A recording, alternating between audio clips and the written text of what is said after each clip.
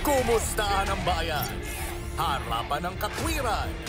Bayong kapatid sa naguguluhan. Palarong panalo ang magkakaibigan. Pasasalamat sa kabayanihan. Narito sina Kuya Alan, Ate Pia, at Tito Boy. Ito ang Cayetano in Action with Boy Abunda. CIA with BA.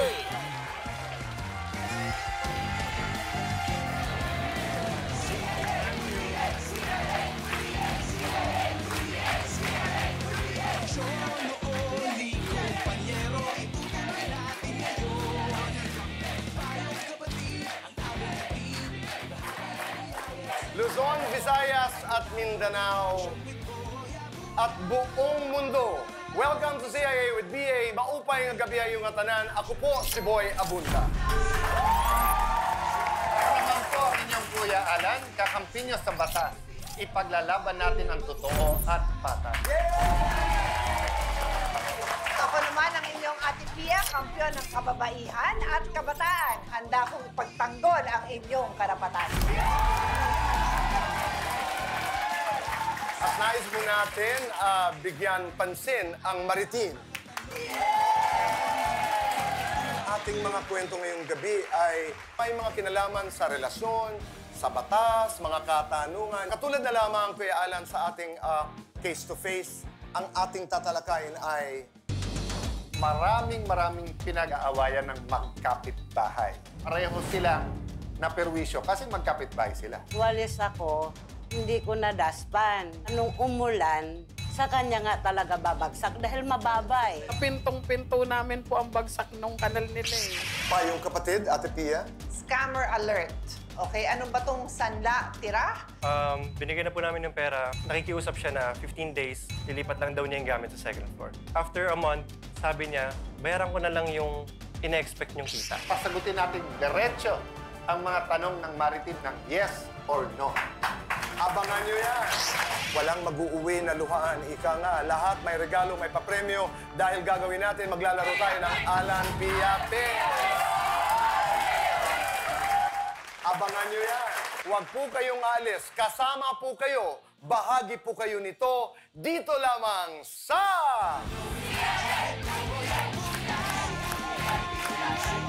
May problemang legal ka ba?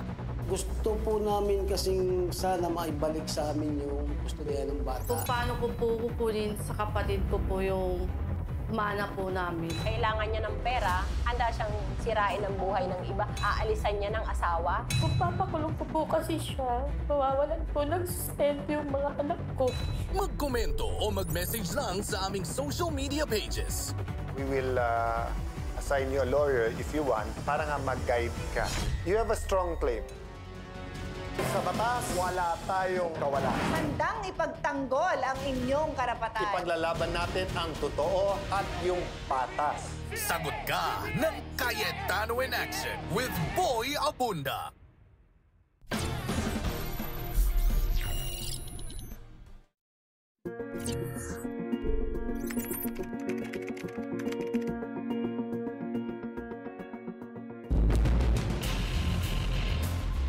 Ate Jo, ano po ang inyong reklamo? Yung kapitbahay ko kasi, yung bahay nila, pataas na gano'n. Kami dito sa baba, may kanal. Papunta sa amin yung dumi. Sa amin ang tenga pag hindi po nilinis. Tapos yung mga sigarilyo pa nila, isang beses nagsigarilyo, tinapon doon. Nakuha ng apo ko, edi inano. 4 na taon pa lang yung apo ko. Doon ako nagalit. Gaano na katagal nangyayari ito? Matagal na po, paulit-ulit lang. Dati ho kayo magkaibigan eh. Yung anak niya po ang kaibigan. Pero kayong dalawa ni Aling Medyo kasi parang ano siya sa akin dahil namatay yung unang asawa tapos nag-asawa ulit. Parang hindi gusto nung anak. Kaya yung anak sa gabi sa amin natutulog. Ang ano niya, inuudyukan ko yung anak niya na... Lumayo sa kanya? Opo. Pero so, ibig sabihin, bago pa man ang problemang ito na may kinalaman sa kanal at basura, ay meron na kayong opo, parang hindi hinanakit. Hinanakit, Opo. okay. na ikaw ang nag-iimpluwensya doon sa kanyang anak na Opo. lumayo sa kanya. Pero hindi naman po talaga. Yung anak talaga niya mismo yung parang, ate, pwede ba dyan ako matulog sa inyo? Tapos sabi ko, okay ka lang dito, sabi ko. Pero ang totoo noon, Ate Jo, ay may problema talaga silang mag-ina. Wala ho Opo. kayong kinalaman doon. Wala po akong Okay. kinalaman doon. Tapos yan, nadagdagan po niyan nung sa mga basura. Meron ho kayong pakiramdam na yung basura na ipina-aagos, kumbaga, sa kanal ay sadya o nagkataon lamang? Minsan, ang isip ko po sadya. Kasi laging ganun eh. Maano mo na lang, may mga pinaghugas-hugasan. May itik yung kapitbahay namin. Ang ginagawa ko sa pinaghugasan namin, iniipon ko sa isang tapos ibibigay ko doon sa kapitbahay namin.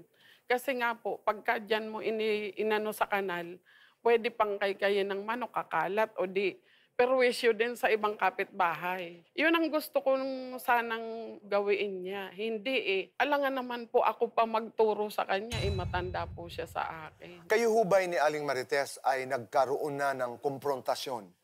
Minsan po, nagkasigawan na kami. Inawat na lang rin ako ng asawa ko, tsaka ng mga kuya ko. Pero mas madalas, yung parinig, gano'n. Hindi ho kayo nagpabarangay? Ayaw kong magpabarangay kasi nga po, sabi ng chairman namin, huwag nyo nang paabutin yan sa barangay. Hindi na lang po ako kikibo. Hindi ko na lang siya kakausapin. Tsaka nire-respeto ko nga rin yung kaibigan ko, tsaka siya, matanda na. Pero may mga pagkakataon na nag-iinit daw ang iyong batok pag nakikita niyo po si Aling Marites. Opo, mas madalas po, hindi po minsan. Pero kailan nag-umpisa yung mga dagdag na nausapan na di umano'y sinabi ni Aling Marites na ika'y nagkaroon ng boyfriend or lalaki? Narinig niyo ho yan? Naririnig ko lang sa mga sabi ng kapitbahay. Ang inaano ko naman po, I know your point. makakapang lalaki pa po ba ako? At saka hindi ko papalitan ng asawa ko dahil napakabait po ng asawa ko. At napaka-malinis Opo, ayon sa kwento. opo. Kaya isa pa yan sa mga problema dahil may pagka-OC yung inyong asawa. Talagang gusto niya malinis yung bahay. Halimbawa sa mga anak ko, pag hindi hinugasan yung plato, babasagin nun. Ganun siya higpit. Tapos pagka sa bahay po namin, kahit nakapaglinis na yung mga anak ko, uulitin niya pa po yun ng wali. Buti hindi na-involve ang iyong asawa dito sa inyong problema ni Aling Marites. Minsan nagsasalita na rin siya pagka ako nainis. Sabi ko wag na kasi mahirap na po yung lalaki na yung sumali. Mahirap mo nang awatin. Ate Jo, maya-maya lamang, subukan natin kung anong resolusyon ang pwede nating magawa. Ate Jo, maraming salamat.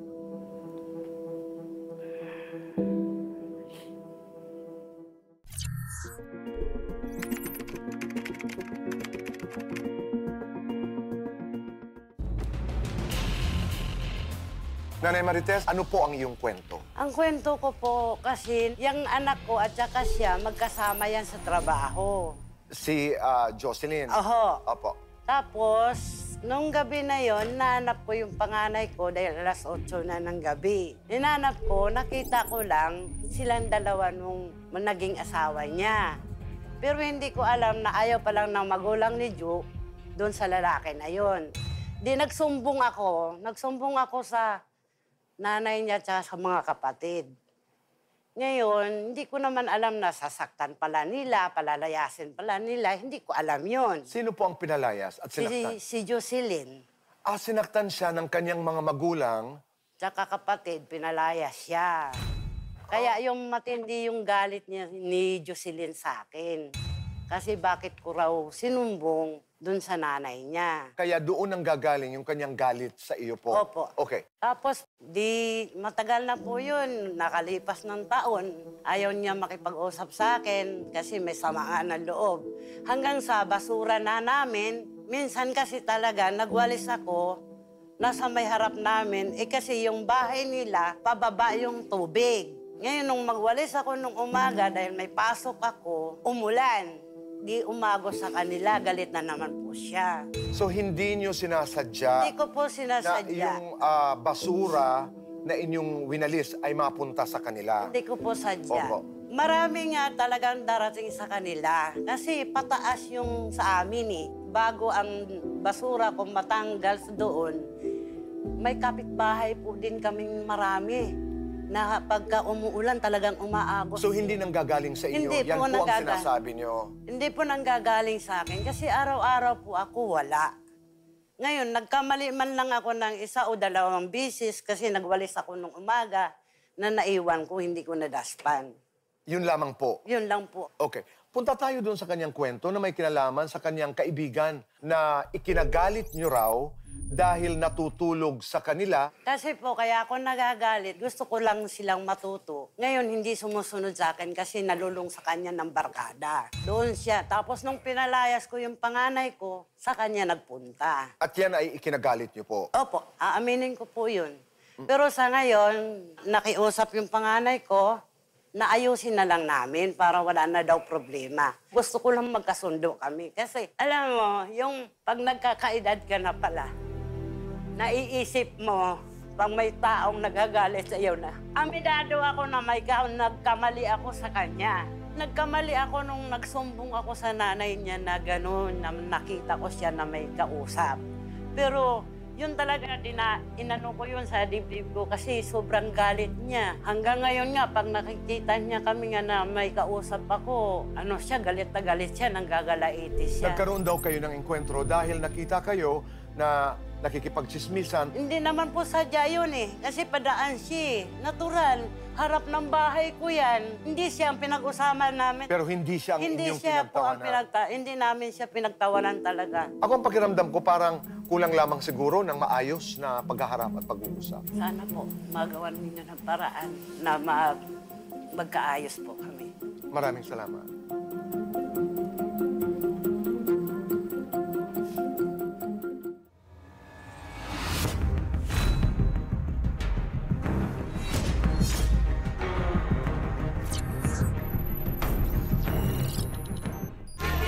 Problemang legal ka ba?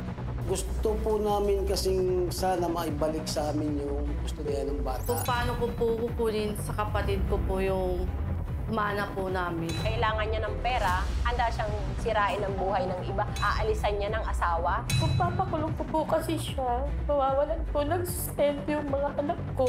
Magkomento o mag-message lang sa aming social media pages. We will assign you a lawyer if you want para nga mag-guide ka. You have a strong claim. Sa batas, wala tayong kawalan. Handang ipagtanggol ang inyong karapatan. Ipaglalaban natin ang totoo at yung patas. Sagot ka ng Cayetano in Action with Boy Abunda. Narito po tayo sa face-to-face dito pa rin po sa CIDA. Narito po si Ate Jo ang nagrereklamo. Samantala, tawagin po natin ang kanyang inirereklamo, si Nanay Marites.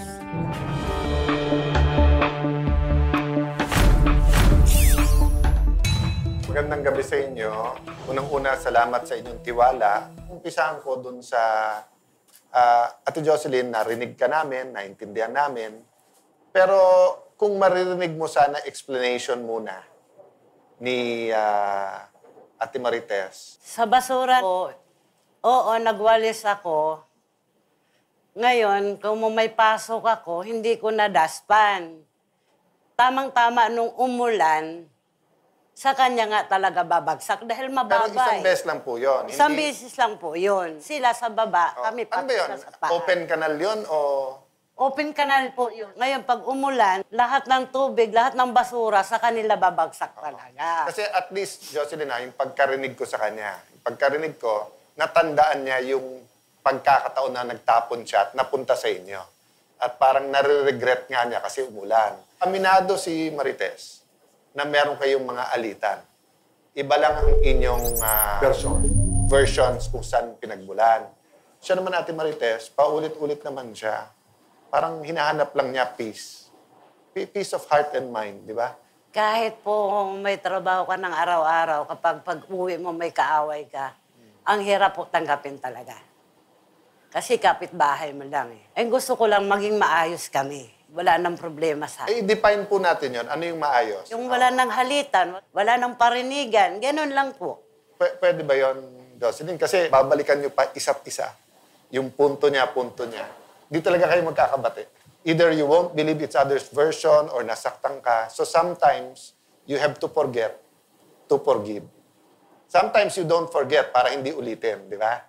Pero yun nga. Ngayon po, hindi na rin naman mapupunta sa amin yung dumi nila kasi ang ginawa ng asawa ko, naghukay na ng malaking kanal, pinadaan na sa iba. Wala na sa harap namin. Pero Ate Jo, baka sa susunod na linggo, ikaw naman ang ireklamo ng mga kapitbahay. Part 2 lang kami ng problemang to dahil inikot nyo pala yung kanal doon. Saan ngayon pumupunta yung basura? Doon, yung kanal po, doon nasa gilid, Walang bahay na Wala naman tinatamaan. pong Pwede tayong mag-project sa inyo ng zero waste. Pinag-uusapan nga namin ni ate yung ibang project ngayon na kukunin lahat ng basura, pagkakakitaan pa, tapos nagagawa pang bricks. Yung tira. Pwede tayong mag-project sa inyo. Kuya Alan, may isa lang ako. Ayoko balikan yung nakaraan, pero magaan kasi sa akin dahil binalikan niyo po yung kwento kung kailan kinausap mo yung mga magulang ni Ate Jo at sinabi mo nga, hindi mo naman alam na ayaw pala doon sa mapapangasawa. Nagalit po doon si Ate Jo. Opo. Pero yun, Nay, ay isang bagay na parang ang gaan-gaan mong nasasabi. Pinagsisihan niyo po yun. Opo. Oo. Kasi Yun ang importante. Yung panganay ko po, nagalit sa akin nun. Kasi kabilin-bilinan sa akin nun, kahit anong mangyari, wag mong sabihin na nagkikita sila. Nakita ko mismo, tapos naburido yung utak ko dahil nga wala nga yung anak ko. Yung sa akin naman, wala lang. Kasi hindi ko naman alam na sasaktan siya ng nanay niya, palayasin siya ng kapatid niya, hindi ko alam yun. Wala akong intensyon na masaktan siya. Unintended consequences. Oo. Alam mo yung ginawa mo, pero hindi mo na-expect, ganun magiging result. Opo. Na ganun magiging reaksyon ng kanyang Mga magulang. kapatid at magulang.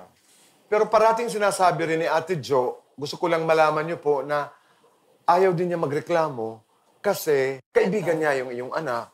Opo. Dahil kaibigan ho kayo ng kanyang nanay. So, halos pareho. At matindi ho ang respeto niya sa Sobra. inyo. Actually, hindi naman siya masasaktan kung siya'y nasichismis, kung hindi kayo malapit. Di ba? But you care about them. So obviously, yung pagdaan niya, yung naapektuhan siya, because nga, ang tingin niya sa inyo, kayo ang community.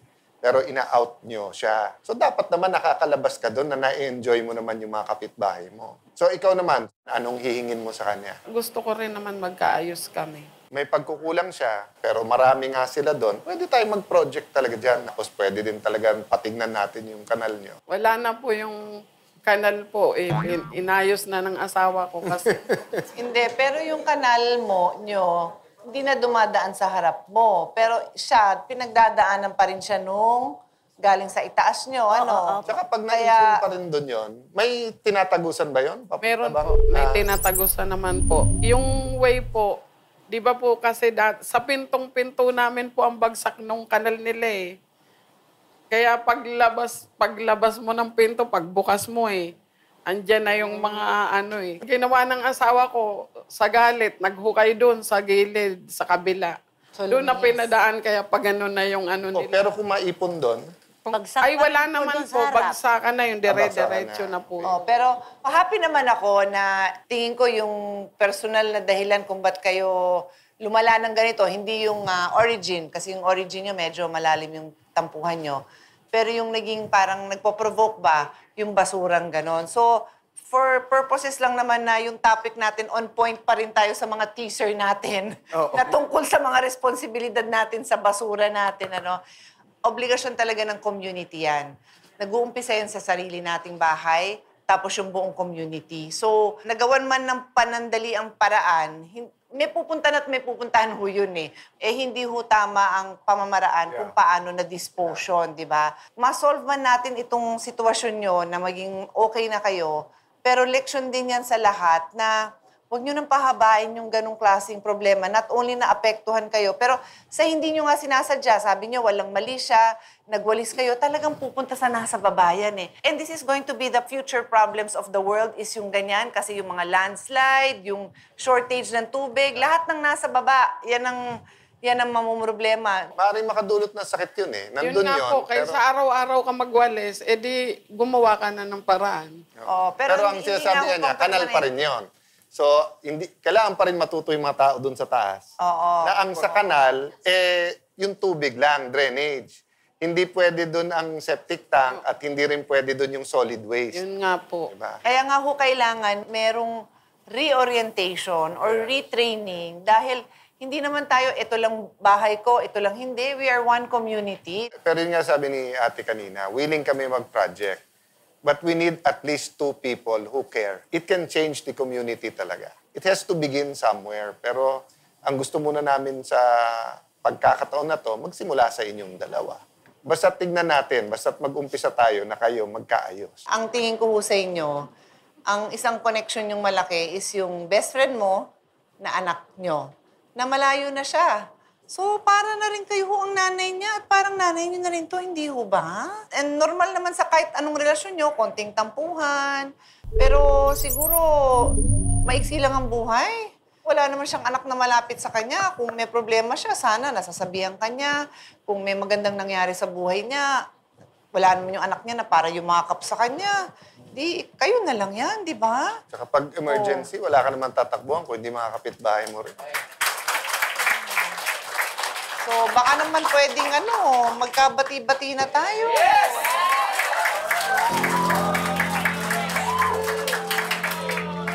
Ako, Jocelyn, may pakiusap. Ikaw naman nagsabi kanina na matanda siya sa'yo. So, ikaw na magsabi ng isang maganda sa kanya para magsimula kayong magkaayos.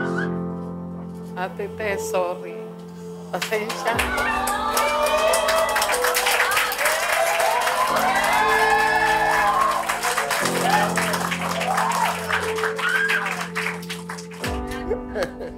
Ang sarap ng pakiramdam, di ba? Parang pagkatagal-tagal ng panahon na nagpapakiramdaman, tuwing may sinasabi ang isa, parang isang pinariringgan. Ang sarap ng buhay na ganyan, na sigurado na today, umpisa ng bagong pagiging magkaibigan. Payag ba kayo? 4 na linggo, sponsor naming 3, magde-date kayo. Oo. Tapos papadala niyo sa amin yung picture, ha? Tama yan. Alam niyo, dahil sa kanal, kayo'y hindi nagkaunawaan. Dahil sa kanal, kayo'y naging magkaibigan. Maraming salamat. Sanla tira naman ang ating pag-uusapan sa Payong Kapatid. Hindi ko alam kung scheme. Alamin ho natin dahil merong tayong isang kaibigan, si Jansen, na nandito ngayon sa CIODA dahil gusto niyang humingi ng payong kapatid kung paano nila mabibigyan ng solusyon itong malaking problema nila sa pagbabalik po ng...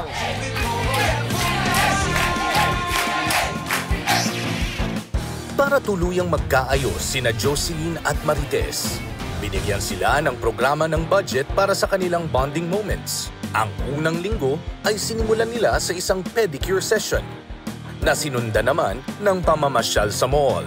Nakatanggap din sila ng groceries para sa kanilang pamilya. Sa mga susunod na linggo, isa sa katuparan naman ang pangako ng programa na hindi lang relasyon ni na Jocelyn at Marites ang aayusin, kundi pati na rin ang kaayusan ng kanilang komunidad. May problemang legal ka ba? Gusto po namin kasing sana maibalik sa amin yung kustodiya ng bata. Kung paano ko po kukunin sa kapatid ko po yung mana po namin. Kailangan niya ng pera, handa siyang sirain ang buhay ng iba, aalisan niya ng asawa. Kung papakulong ko po kasi siya, mawawalan po ng sustento yung mga anak ko. Magkomento o mag-message lang sa aming social media pages. We will assign you a lawyer if you want para nga mag-guide ka. You have a strong claim. Sa batas, wala tayong kawalan. Handang ipagtanggol ang inyong karapatan. Ipaglalaban natin ang totoo at yung patas. Sagot ka ng Cayetano in Action with Boy Abunda.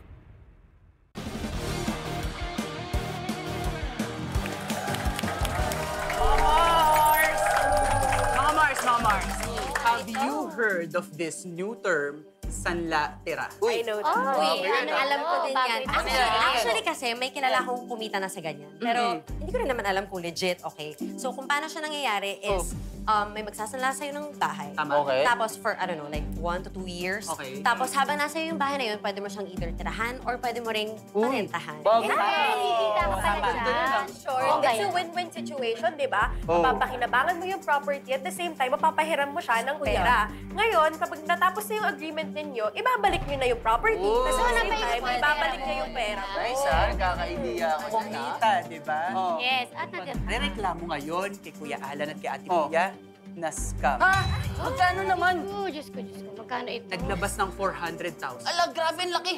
Para sa bahay na hindi natirhan. Yun lang. Bakit ba naman hindi nag-check? Ito pa, narinig ko sabi, hindi lang daw sila yung naloko. Ang dami nila. Ay, grupo na to ng scammer. Ayun, tama. Teka lang. Hindi ba na barangay ang scammer na yan? Tindi naman yan. Dapat nga. Wala No show. Teka lang. Personally, sa akin lang naman. Pero masyado kasing too good to be true yung transaction. So, hindi man lang ba sila nag-spot ng red flags dun sa kausap nila? Teka. Sabi mo? Teka lang, bakit parang kasalanan ng naloko? Nagtatanong lang ako. Dapat kasalanan niya nung scammer. Nagtatanong lang ako. Yung lalaki. Ano ba ba personal yan? Walang manloloko kung walang magpapaloko. Tandaan mo yan. Yan po ang kinalalagyan ho ngayon ni Jansen D. Na siya'y dumalaw dito sa ating programa dahil siya'y hihingi ng payong kapatid kay Kuya Alan at Ate Pia. Pero bago natin tawagin si Jansen, ay may nais akong kausapin ng mga iba pang mga kababayan natin na naloko rin. Parehong tao, parehong property, parehong kwento ni Jansen. Narito sila. Albert, ano ang kwento mo? Bali, nagkaroon kami ng usapan na 1-year contract, Sanla Tira, for 200,000. And then, tumira kami, less than a year, nang umalis ako, yung anak ko naman ang pumalit sa akin. And then, nawala yung susi ng bahay, ng kwarto. Hindi na kami pinapasok. Parang... Pero ano bang off-limits na usapan niyo? 1 taon, 2 taon? 1 taon. Depende sa amin kung gusto pa namin i-renew ang contract. Okay. Wala na. Puro pangako na lang na ibabalik. So may naibalik ba sa inyong pera? Wala. Kahit singkong doon, wala. Hazel, kayo? Ang nangyari po is 200 po yung binigay namin sa kanya. On that day po nalilipat na dapat kami, nalaman po namin na yung kwarto po pala na lilipatan namin ay nakasanla pa po sa iba. May nakatira pa doon. Opo. Ang pinag-uusapan natin dito ay parehong property, Opo. Parehong kausap ni Jansen. Opo. Mercy, ikaw naman. Pareho lang din po kami. Yung mga kasunduan namin, hindi niya sinusunod. Magkano naman ang...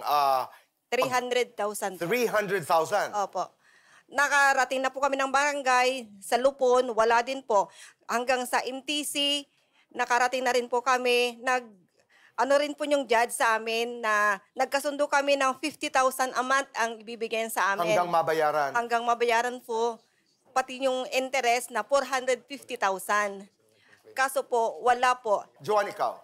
Sa akin naman po, nasanla din po sa akin ng 150,000 last October 2021. Nakabalik na po siya sa akin ng 67K, pero yung natira po, hindi na po ulit siya nagbabayad. Nagamit mo yung lugar? Hindi po, hindi rin po kami nakatira. Dahil? Nagbigay po siya ng iba't ibang dahilan po na para hindi po kami makatira, na hindi po makaalis yung At yun tao. pala ay? Madami po pala kami. May nakatira doon? Opo, may nakatira po. Kayo po? Sa akin naman po, Tito Boy, 2019 sinanla din po sa akin ng 200,000. Bali, 2 kwarto po yun na may nagre-renta ng 12K a month. Yung renta po sana mapupunta sa akin. Pero nagbigay lang po siya ng 2 times, tapos hindi na po nagbayad. Hanggang ngayon po. Hanggang ngayon? Opo. Ate Pia, Kuya Ala, narito po si Jansen D. ang nagrereklamo at hihingi ng payong kapatid sa inyong dalawa. Jansen?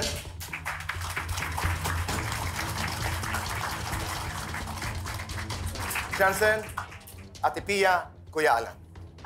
Just before, hi, Jansen, welcome. And thank you for all of you for your courage to come here. Jansen especially, but all of you na rin. Kasi marami tayong matutulungan, I hope, with this situation. Ano? I'm so sorry you went through this. I have very little patience sa mga manloloko. But let's break it down para those watching us will learn from it. Jansen, ano ang buod ng iyong kwento? Nung una po, gusto po sana po namin na mag-form ng business. Kasi po, noong time na yon, pandemic pa, and then gusto po namin sana magpa-bed space kasi malapit na po kami mag-return to office. And then, kinausap po yung kuya ko. Kuya, form tayo ng business na bed space. And then, meron tayong pwedeng gawin is sanlatira. And then, bibigay tayo ng pera, papaupahan natin, magkikitain tayo. Pag natapos yung contract, babalik yung puhunan natin. Pagdating na po namin sa, nakuha ko na yung pera na nakausap ko na po yung kuya ko. Nakuha mo ang pera kay kuya? Opo. Okay. And then, naghanap po kami sa Facebook ng, actually, ano siya Sanlatira page, group page sa Taguig. So merong Sanlatira page? Opo. Okay. And then, nakita po namin yung unit po ni Rowena. Pero ang nagpo-post po nun is agent. Hindi po siya. Agent. So it's a site that will point you to the different properties na ino-offer na Sanla na pwedeng tirahan. Okay. And then, yung girlfriend ko po yung kumausap, ano yung mga terms, magkano. So, pumunta po kami doon sa unit. Tinignan po namin yung bahay. And then, ang usapan pala po is third floor. Yung third floor lang po yung isasanla. And then, ang offer niya is 400K, 1 month open contract. 1 year open contract. So, anong ibig sabihin? Open meaning extendable or? Extendable, yeah. Opo. Ito na po pala yung yung interesting part sa unit niya. Yung pagkakagawa sa bahay is parang apartment talaga. Papasok ka ng gate, tapos pwede ka na dumiretso ng third floor. Hindi mo na kailangan daanan yung rooms ng So yung third floor nga is a standalone apartment, kompleto. Opo. May bedroom, may kitchen, Opo. okay. Pagdating na po namin ng third floor, tinignan namin yung place. Doon siya naka-stay sa third floor. First room po doon. And then, ang sabi niya is, 400K, payag kami. Pumunta na po kami sa abogado. Nagpanotaryo na po kami, nandito na po sa akin yung papeles. Sino gumawa ng document nyo? Abogado or siya? Yung notary public po. Nagpa-notary lang kayo. Opo. Hindi abogado gumawa ng dokumento nyo. Opo. Pinanotaryuhan nyo yung dokumento na gawa niya. Yung sa notary din po gumawa nung may layout na rin po. Meron siya document na pang sanglatira. Opo. So nabasa nung abogado nyo? Hindi, pero hindi yata nila abogado. Notaryo lang. Notaryo lang. Kasunduan lang po. Notaryo na gumawa ng dokumento. Opo. Kasi kanino siyang lawyer? Wala. Not yours, not hers, di ba? Okay. Ginawa na po namin yung contract. Pag-uwi na po ng bahay nila, doon pa lang po kami nagbigay ng pera. Binigyan na po namin yung pera, umuwi na po kami. Tapos nakikiusap siya na 15 days, bababa siya sa second floor. Tingilan daw ng 15 days, tapos lilipat lang daw niya yung gamit sa second floor. Kasi may nakatira pa daw sa second floor na nakaupa or kung ano man yung alibay niya. Ayun na po. Then, after na 15 days, nakiusap na naman siya ng parang 2 weeks na hindi pa daw nakakaalis, ganun-ganyan, kung ano na naman yung mga dahilan niya. Pagdating na po ng yung mga araw na pinapangako niya, hindi na po namin nakukuha kasi extend na extend. And then, after a month, sabi niya, bayaran ko na lang yung ina-expect niyong kita. Okay. Which is, ang estimation namin is 30K a month. Okay. And then, binayaran niya... 30K a month because you were planning na magpapa-bed space kayo. 10 tenants, 3K per head. Okay. Opo. So, yun din yung usapan namin ng kuya ko, 20K sa kanya, 10K sa amin. Okay. And then, so, binigay naman niya 30K. Good for 3 months din. So, bigay siya ng first month, 30K, 30K, 30K. On the 4th month, nagbigay po siya ng 10K. On the 5th month, wala na siyang binigay. And then, wala na siya nabigay ng 5th month. Then, sinasabi niya, kakansela daw niya yung contract. Okay. Which means ibibigay niya dapat niya yung 400. Opo. What happened? Wala na pong nangyari. Puro sabi niya, bibigay ako ng cheque. Did she cancel the contract? On her words lang po. But she didn't give you anything na? Yeah. Wala po. May sinasabi ng cheque? Nagbigay siya? Or nangako? Mangangako siya, bibigay po siya ng cheque. Pero hindi nagbigay? Opo. So, let me start by clarifying sa ating mga kababayan and of course sa'yo, Johnson, yung difference ng civil liability at criminal liability. So why do I say civil liability? Kasi kung ano kasunduan nyo, no? Kung ano ang inyong kontrata, the meeting of the minds, yung agreement nyo, at yung isa hindi tumupad, pwede mong kasuhan, yun yung civil liability. Because now you know na hindi lang pala sa inyo pinasanlatira yan, kung hindi pati sa iba ngayon yung criminal. Kasi pag niloko mo, may deceit, no? Or mas alam ng tao to na estafa. 'Di ba? Ibang usapan yon. Kasi while the sanlatira or loan with collateral is legal, hindi legal ang lokohin mo yung isang tao. Hindi mo pwedeng isanlayan sa maraming tao. So, going back, what can you do? If you came to us and the people behind you were not involved with the same property, with the same person, mahirap man, talagang civil yung liability. But the good news is, yung civil liability kasi usually ang problema, pag hinabol mo, ano ang ibabayad niya sa'yo kung wala na. Pero eto may property siya eh. But ang sinabi kong good news, if totoo kasi side nyo lang naririnig ko, but assuming totoo lahat ng sinasabi nyo, you're talking about the same person and the same property at may pangloloko dito, ang good news is mas malakas yung kaso nyo. Bakit? Kasi criminal case yun. Sinong gustong makulong? Now, if it's 3 stories, and ang utang sa inyo is 200, 300, pag nahabol nyo siya, more or less, I think that property will be more than 1 million. So makakakuha kayong lahat. But ang point ko, even in BP22 yung checks, mas takot talaga yung tao pag criminal yung case. So it's your choice. Kung kakasuhan nyo ng civil, kung tama yung facts na binibigay nyo, you should still win, but it could take time talaga.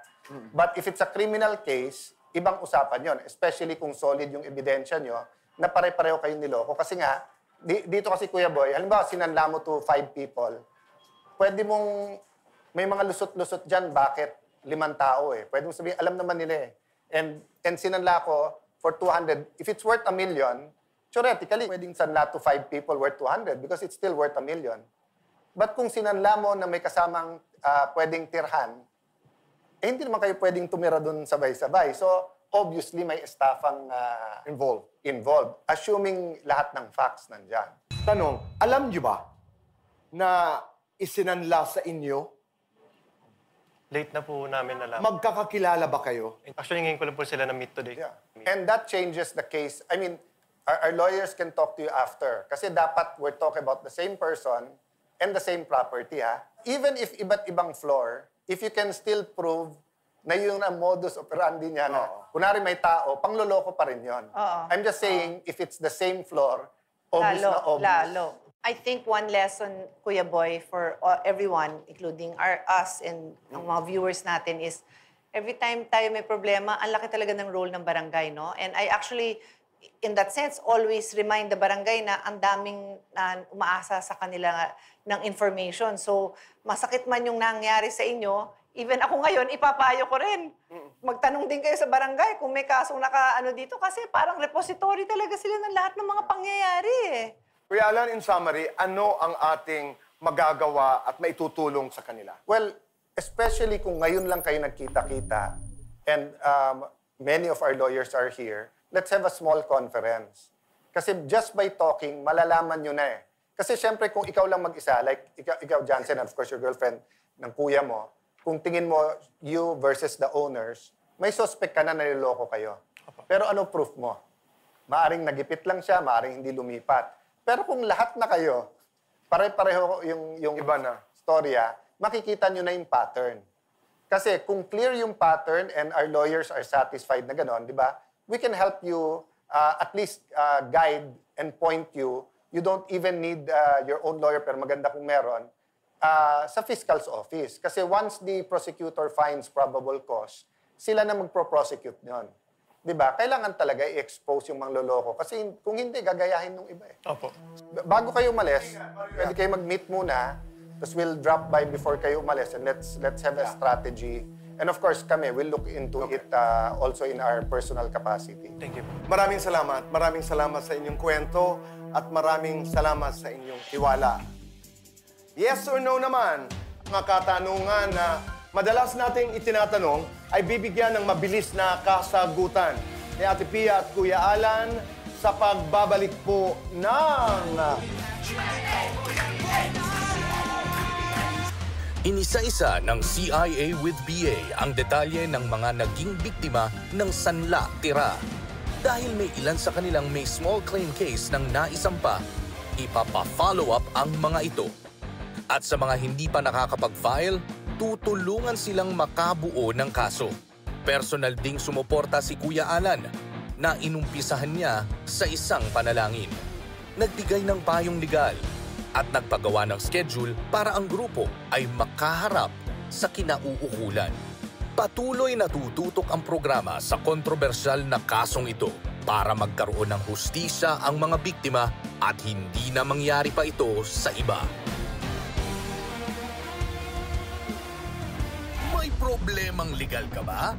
Gusto po namin kasing sana maibalik sa amin yung kustodiya ng bata. Kung paano ko po kukunin sa kapatid ko po yung mana po namin. Kailangan niya ng pera, handa siyang sirain ang buhay ng iba, aalisan niya ng asawa. Kung papakulong ko po kasi siya, mawawalan po ng sustento yung mga anak ko.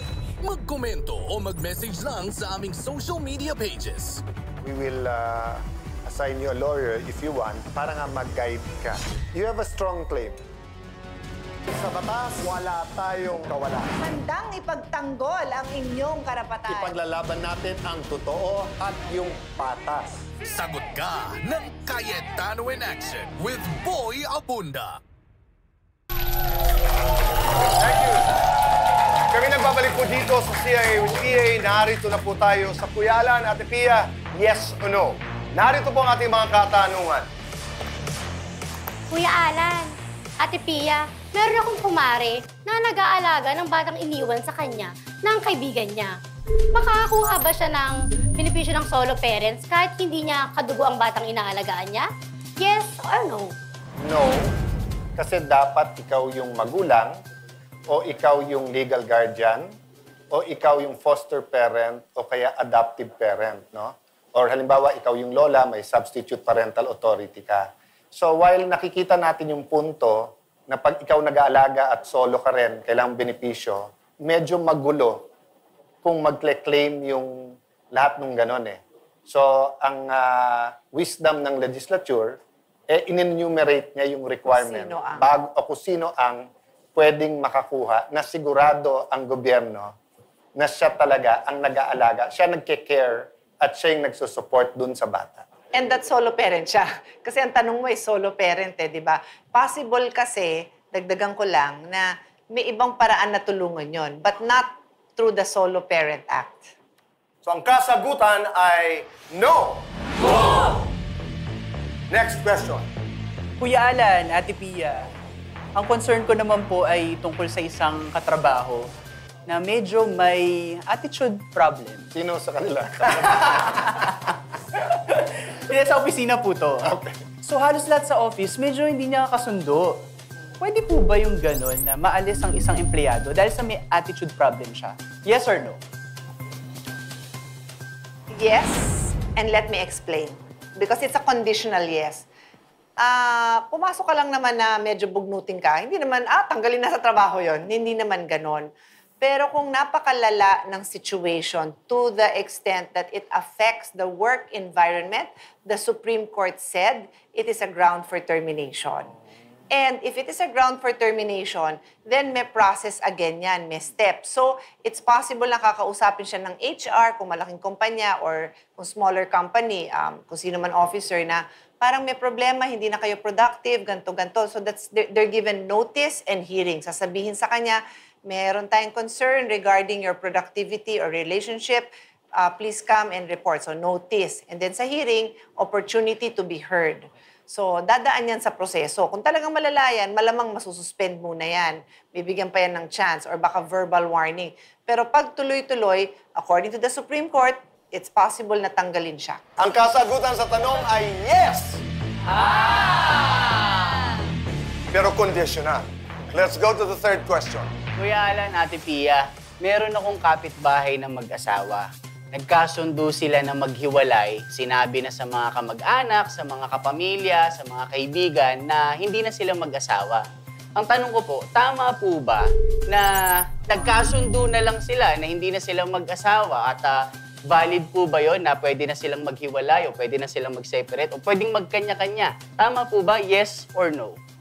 No. So, hindi tama na hindi na sila kasal. Pwede po silang maghiwalay kasi choice nila yon, di ba? Pero makikita mo, very special yung marriage. Bakit? Sa lahat ng kontrata, ito lang yung permanent. Kung titignan nyo yung definition ng marriage, it's a special contract of permanent union. So yung state o gobyerno, meron pong stake sa pamilya. Kaya ayaw niya na temporary ito o may renewal or may hiwalayan at least dun sa kontrata. Answer to your question is no! Boom! Next question. Kuya Alan, Ate Pia, so meron po kasing tindahan malapit sa school namin na nagbebenta ng vape. Ngayon, totoo po ba na bawal daw po magbenta ng vape malapit sa mga eskwelahan? Yes or no? The answer is yes. Bawal talaga within 100 meters. Pero sa totoo lang, ang pinaglaban ko dyan, dapat more than 100 meters. Kasi ang 100 meters, kayang takbuhin ng 30 seconds or 1 minute. Ano ba naman yung utusan mo yung bata, di ba? Na bumili dun sa kakanto. So pinaglalaban ko sana, mas malayo pa sa 100 meters. Pero ang nasa batas, 100 meters, bawal. At nakakalungkot, Kuya Boy, pinayagan yung 18 years old. Senior high school pa yon. Dati kasi 21. So paurong tayo, When I say, pinayagan yung 18. pag sinabi ni Alan na dati, nung Speaker of the House siya, ang nilaban namin at naipanalo namin, you have to be 21 years old para maka-access ka ng vapes. So napoprotection na natin yung mga high school na hindi mo na ma-influensahan ng basta-basta. 17 bawal, 18 bawal, 19 bawal pa rin, 20 bawal pa rin.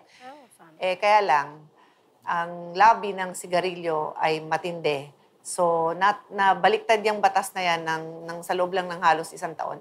Ang kasagutan ay yes. Last question. Kuya Alan, Ate Pia, meron akong kaibigan, may utang sa akin, napakatagal na. Dami niyong kaibigan, kapitbahay, kamag-anak, ka-opisina. Susulitin ko ng magtanong, dami ko natututunan eh. Meron akong kaibigan may utang sa akin, ang tagal-tagal na hindi ako binabayaran. Lahat na ng paniningil, ginawa ko na. Ang tanong ko po, kailangan ba lagi ng abogado para makapaningil ng utang sa mga taong ayaw magbayad? Yes or no? No. Paniningil lang, anyone can do that. Diba? Sabihin ko lang sa'yo, pre, bayad ka na. Paniningil yon. Sulat ako demand letter, may utang ka, it's due and demandable, last na to, kakasuhan ka pag hindi, demand letter, pwedeng ikaw gumawa. Pero syempre, lalo pagka hindi siya small claim, pag sa korte na, kailangan mo na ng abogado. Diba? Sa small claim, pwedeng doon walang abogado, ikaw din. Pero syempre, pag may mag-a-assist sa'yo. So kung ang tanong mo, pwede bang ikaw maningil, kailangan mo ng abogado? No. Pero pag kinasuhan na, syempre, you need the assistance ng abogado kasi siya may alam nung proseso at kung paano ilalagay yon sa pleadings and everything. To your question, ang kasagutan ay no! Maraming salamat. Ngayon naman sa ating pagbabalik, mga papremyo naman, game naman, regalo naman, 10,000 pesos, 5,000 pesos, kundi kaya 2,000 pesos, 3,000 pesos ang maaaring iuwi ng isa, dalawa sa inyo, pero lahat may regalo. Yan ay magaganap sa Alan Pia Pick sa pagbabalik po ng Cayetano in action with Boy Abunda would like to thank the following. Siomai King, Rica de la Merced Furniture Designs. For inquiries, call 0922-853-1668. May problemang legal ka ba? Gusto po namin kasing sana maibalik sa amin yung kustodiya ng bata. Kung paano ko po kukunin sa kapatid ko po yung mana po namin. Kailangan niya ng pera, handa siyang sirain ang buhay ng iba, aalisan niya ng asawa. Kung papakulong ko po kasi siya, mawawalan po ng sustento yung mga anak ko. Magkomento o mag-message lang sa aming social media pages. We will assign you a lawyer if you want para nga mag-guide ka. You have a strong claim. Sa batas, wala tayong kawalan. Handang ipagtanggol ang inyong karapatan. Ipaglalaban natin ang totoo at yung patas. Sagot ka ng Cayetano in Action with Boy Abunda. Ang bahaging ito ay hatid sa inyo ng JC Organic Barley.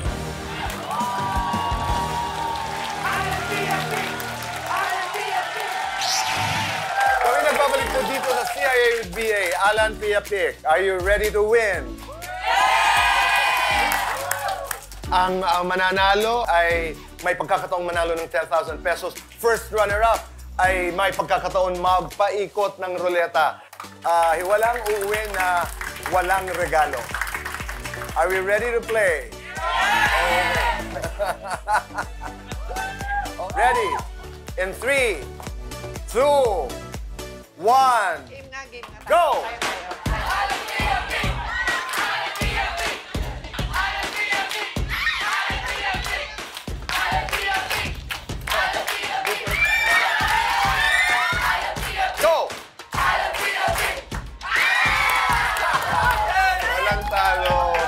Congratulations. Anong pangalan mo? Vince po. Vince, ilang taong ka na? 20 po. Taga saan? Taga Batangas po. Abay, saan sa Batangas? Alakabo. Bati ko po yung mga taga-Kalaka dyan. Meron kang chance ngayon magpaikot ng ruleta at pwede kang manalo ng 3,000, 2,000, 5,000. Anong gusto mong mapanalunan? 5,000 po! 5,000!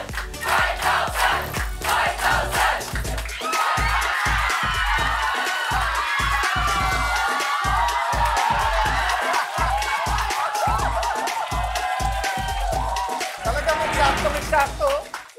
Yes! Congratulations. Mula kay Ate Pia. Thank you, buddy. Ate Pia po kaya. Oo, congratulations. Ayan ang kamay ni Ate Pia. Vince, maraming salamat. Maraming salamat. Maraming salamat. Ano po ang inyong pangalan? Babylin po. Babylin Valencia. Babylin. Parang kinakabahan ho ba kayo? Oo. Halika dito. Dito ka. Ready? 3, 2, 1, go.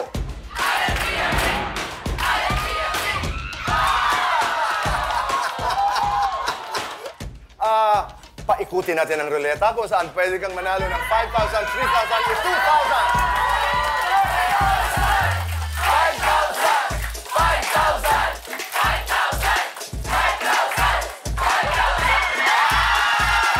Congratulations po. Maraming salamat po, Kuya Alan. Ate Pia. Pia. Maraming po sa lahat, Kuya Boy. Salamat. Salamat po. Pero hindi lang 5,000 dahil ayun! Sa JC ay meron health, beauty at wellness. Ganda.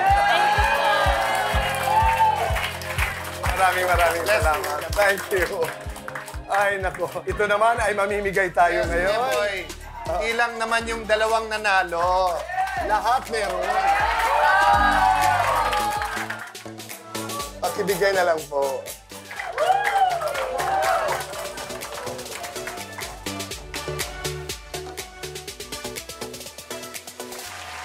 Maraming salamat sa inyo. Ang dami na naman nating natutunan. Ako, I always learn a lot from our episodes. And thank you.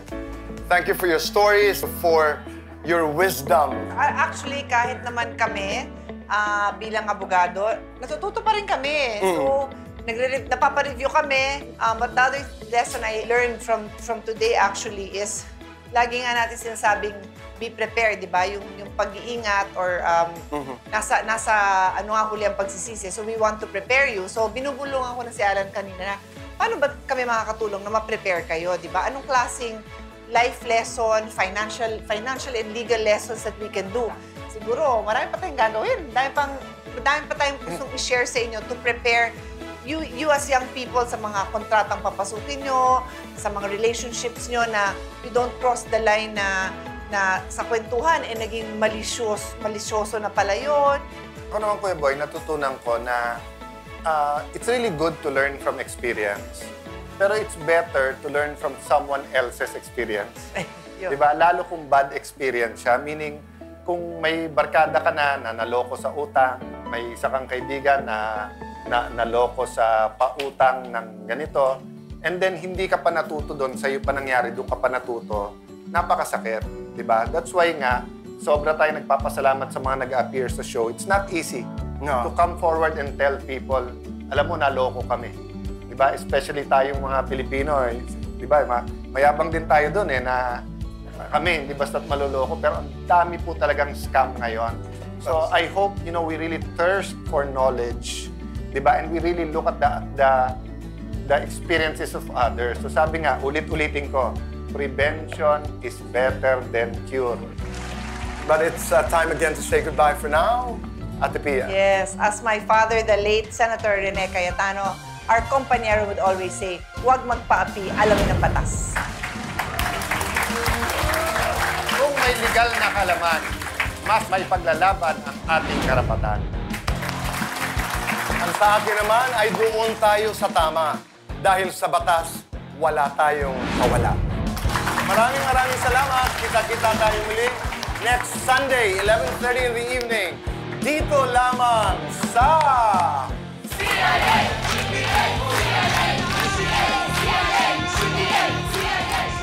Ang bahaging ito ay inihatid sa inyo ng JC Organic Barley. Ang programang ito ay inihatid sa inyo ng JC.